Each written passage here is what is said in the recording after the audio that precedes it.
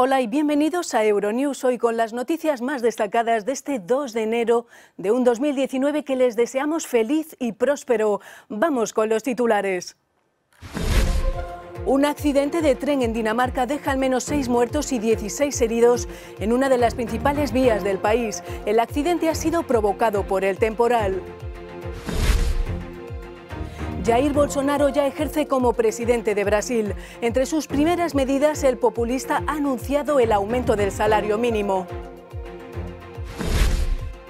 La extrema derecha de Vox irrumpe en España. Una encuesta prevé su entrada en el Parlamento con más de 40 escaños y como fuerza clave en un gobierno de derechas.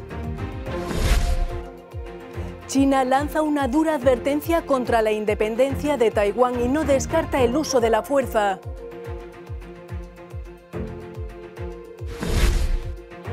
Y al final de nuestro informativo, una gran exposición en Milán bajo el título de Metamorfosis Picasso crea paralelismos entre el arte clásico y el artista malagueño. En Dinamarca, un accidente de tren deja al menos 6 muertos y 16 heridos. Las autoridades danesas han cortado la circulación en el puente del Gran Belt. 6 personas han fallecido y otras 16 han resultado heridas en un accidente de tren ocurrido en Dinamarca. Parte de la estructura y carga de un tren de mercancías que cruzaba el puente del estrecho del Gran Belt, una de las vías más transitadas del país, se desprendió e impactó violentamente contra un tren de pasajeros que en ese mismo momento circulaba por la vía contraria. Se trata del mayor accidente ferroviario en 3 décadas en Dinamarca. Sentimos como si estuviéramos en movimiento y de repente hubo un fuerte golpe. Y luego las ventanas explotaron en nuestras cabezas y caímos al suelo. De repente el tren se detuvo. El accidente se produjo a causa del temporal Alfrida que afecta al norte de Europa. Las fuertes rachas de viento ya han causado numerosos incidentes en Dinamarca, donde las autoridades han emitido un aviso de alarma por tiempo muy peligroso. El Gran Belt forma parte de una ruta que une Dinamarca y Suecia a Alemania y lleva alrededor de 21.000 pasajeros de tren y más de 27.000 vehículos al día. El lugar del siniestro sigue acordonado y el tráfico ferroviario en el puente no se reanudará hasta el jueves por la mañana. Jair Bolsonaro se estrena como presidente de Brasil con una apretada agenda.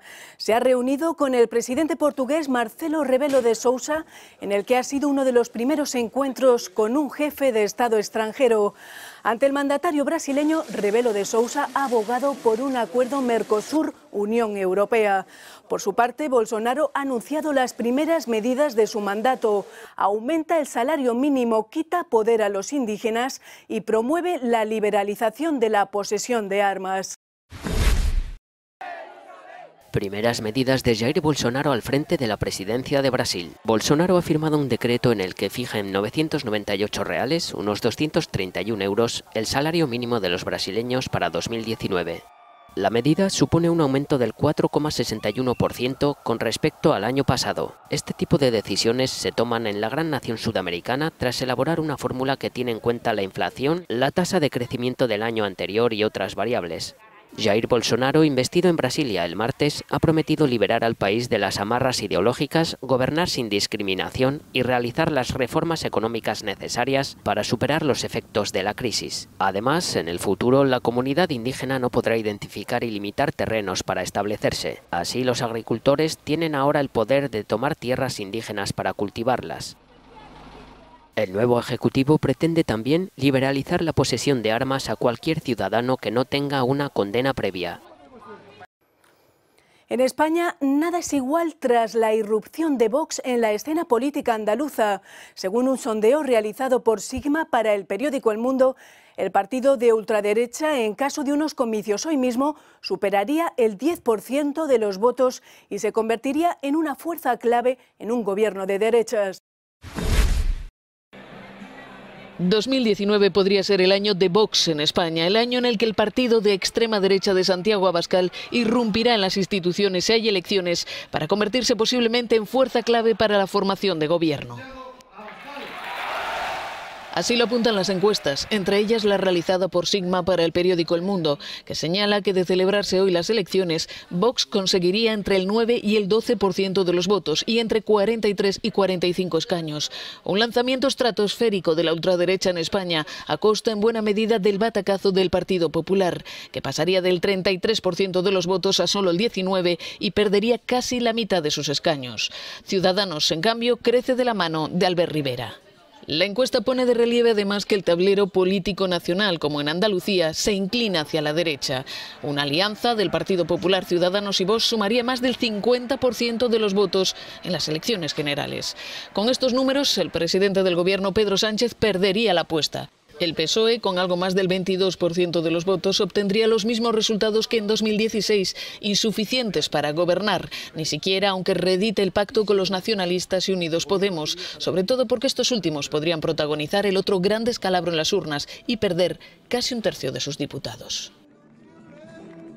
En el Reino Unido, la sombra de un segundo referéndum vuelve a planear por Londres, aunque técnicamente sería casi imposible a apenas 3 meses del Brexit.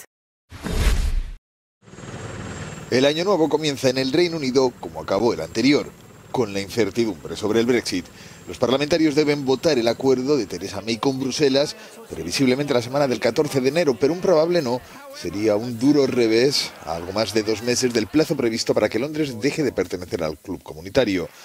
La posibilidad de un nuevo referéndum planea sobre la clase política británica.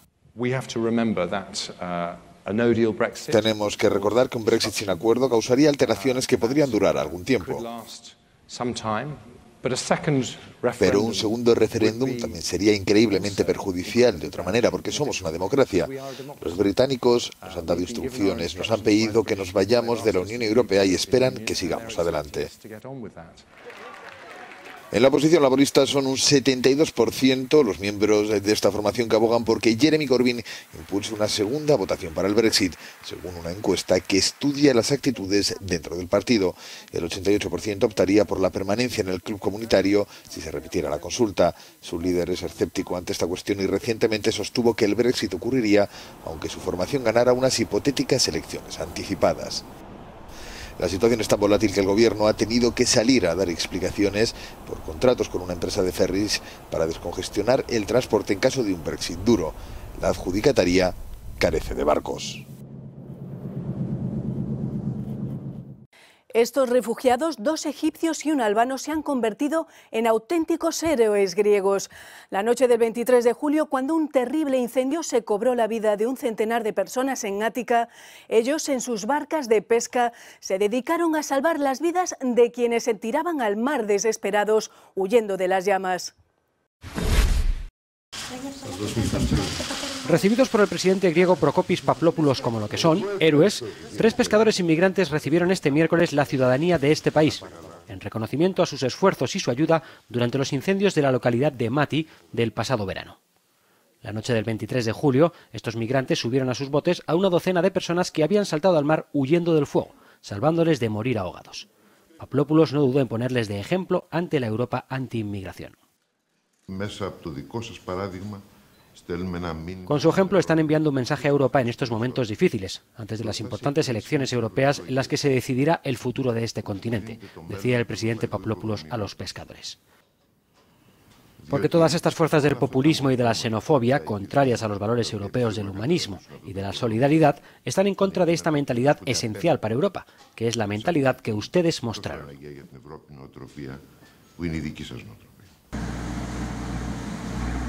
Los héroes en cuestión, ya con nacionalidad griega, son 2 egipcios y un albano. Uno de ellos, Mahmoud El Said Musa, recordaba entonces lo sucedido aquella fatídica noche. Me alegré de poder encontrar a tanta gente en el mar fuera del peligro del fuego y ayudarles con mis propias manos a subir a bordo. Sentí que había hecho algo importante. El incendio de Mati se saldó con 100 víctimas mortales y habrían sido más de no ser por la actitud de Mahmoud y sus 2 colegas, premiados con una nueva vida por sus servicios excepcionales a Grecia. Duras advertencias de China contra la independencia de Taiwán. El presidente chino Xi Jinping ha instado al pueblo de Taiwán a aceptar que deben ser y serán reunificados con China. Además, ha amenazado con reservarse el derecho a hacer uso de la fuerza. China no descarta el uso de la fuerza para controlar Taiwán. Así lo ha comunicado el presidente chino Xi Jinping en su discurso de Año Nuevo. Aunque ha añadido que intentará la reunificación de forma pacífica. El mandatario piensa que la isla tiene un futuro brillante dentro del gigante asiático. Los chinos no deben luchar contra otros chinos. Estamos dispuestos a hacer todo lo posible, con la mayor sinceridad, por la reunificación pacífica de la patria, porque es lo mejor para los compatriotas del otro lado del estrecho y para toda la nación.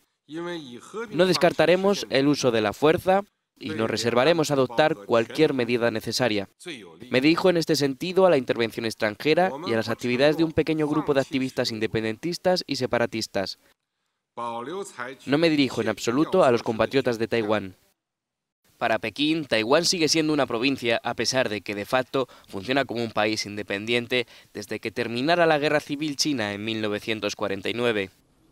Mientras, la presidenta de Taiwán, Tsai Ing-wen, ya le ha recordado al gigante asiático que la isla no aceptará la fórmula de un país con dos sistemas. Ha apuntado que China debe utilizar medios pacíficos para solucionar las diferencias con Taiwán y respetar sus valores democráticos. Y ha añadido que las negociaciones se deben realizar de gobierno a gobierno.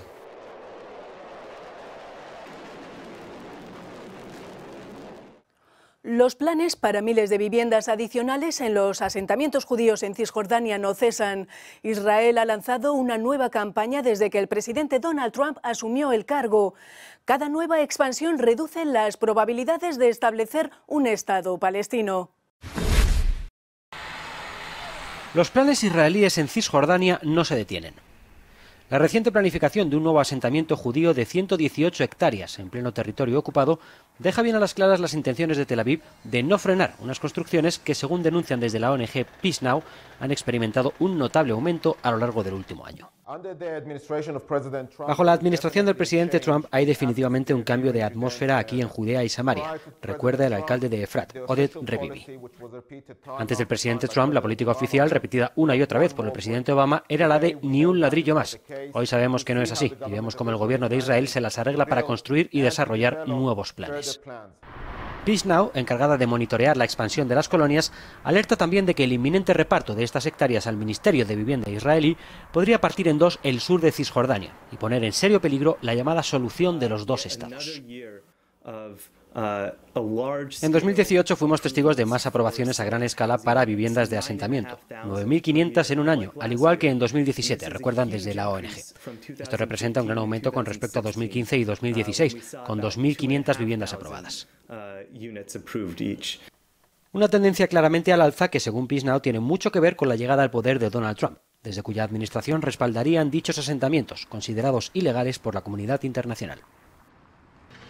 En deportes, el primer gran fichaje del año. El Chelsea compra al estadounidense Christian Pulisic por más de 60 millones de euros, aunque no podrá disfrutarlo hasta el verano. La próxima temporada jugará en el Chelsea. El delantero estadounidense Christian Pulisic ha sido traspasado al equipo inglés en una operación que se ha cerrado en 64 millones de euros. El fichaje contempla además la permanencia de Pulisic en el Borussia de Dortmund, su actual club, hasta el final de la presente campaña. Se trata de una cesión del jugador que tenía contrato con la entidad alemana hasta 2020, un préstamo que no va a tener ningún coste para el Borussia. El joven extremo de ascendencia croata había rechazado una oferta de renovación con el equipo de Dortmund. Su sueño siempre ha sido jugar en la Premier League.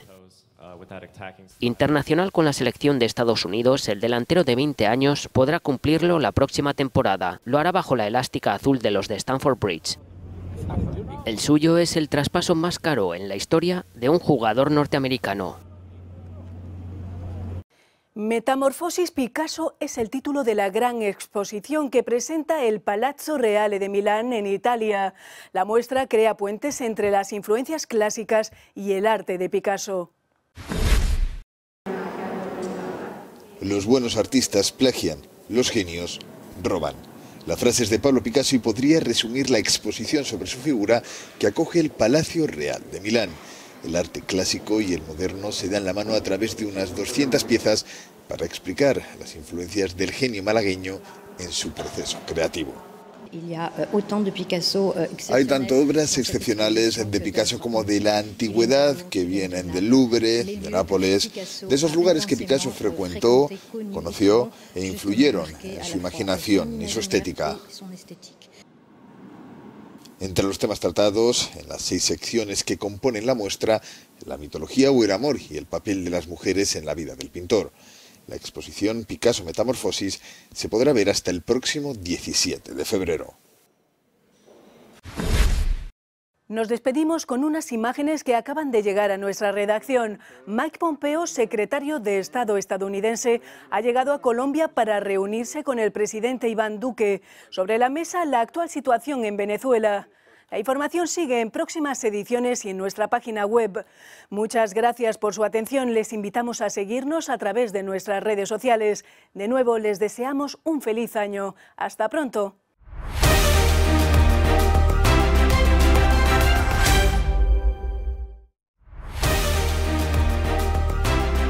No se pierda Euronews hoy con toda la actualidad de Europa y el mundo. De lunes a viernes a las 10 de la noche, hora de Madrid, y por la tarde en Latinoamérica. En Euronews, euronews.com, nuestra aplicación y nuestras redes sociales.